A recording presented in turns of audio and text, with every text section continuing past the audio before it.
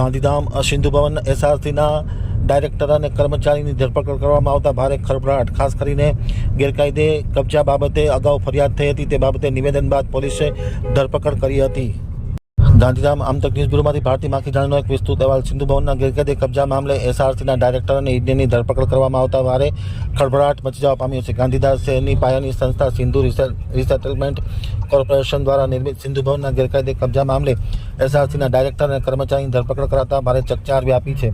મળતી માહિતી અનુસાર સિંધુ ભવન નેક્સસ ક્લબમાં કરાયેલા ગેરકાયદે કબજા બાબતે ગત તારીખ 26મી જાન્યુઆરીના 5 જણા સામે છેતરપિંડી સહિતની કલમ હેઠળ ફરિયાદ નોંધાઈ હતી. ફરિયાદ બાદ પોલીસે ડાયરેક્ટરોને નિવેદન માટે બોલાવવામાં આવ્યા હતા. નિવેદન પરિપૂર્ણ થયા બાદ આખરે ધરપકડ કરવામાં આવી છે, જેમાં ડાયરેક્ટર હરીશ કલ્યાણી અને ઇજનેર આત્મારામ ભૂલચંદાનીની ધરપકડ કરવામાં આવી છે. આ બાબતે ડીવાયએસપી મુકેશ ચૌધરીએ ધરપકડને સમર્થન આપ્યું છે.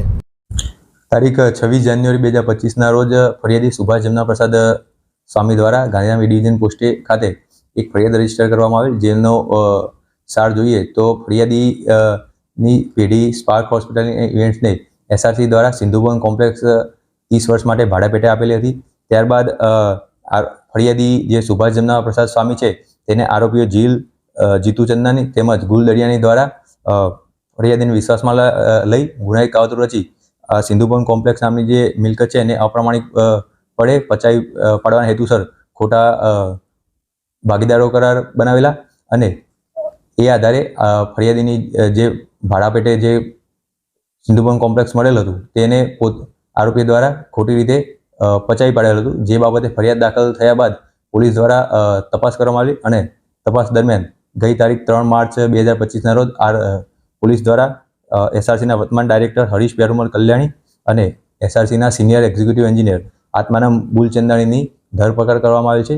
આ બંને આરોપીએ પોતાના હોદ્દાનો દુરુપયોગ કરીને આરોપીઓના મિલકત પચાવી પાડવાના જે ગુનાહિત કાવતરામાં સામેલ રહેલ છે અને પોલીસ દ્વારા આ બાબતે હજુ વધુ તપાસ ચાલુમાં છે. ખાસ કરીને આના અંદર બીજા કોઈ આરોપીઓ સંડોવાયેલા છે કે હાલમાં પોલીસ દ્વારા વિવિધ દિશાઓમાં તપાસ ચાલુમાં છે. આગળ જતા તપાસ દરમિયાન બીજા કોઈ આરોપીઓનો રોલ આવશે તો તેમના વિરુદ્ધમાં પોલીસ દ્વારા કાયદેસરની કાર્યવાહી કરવામાં આવશે.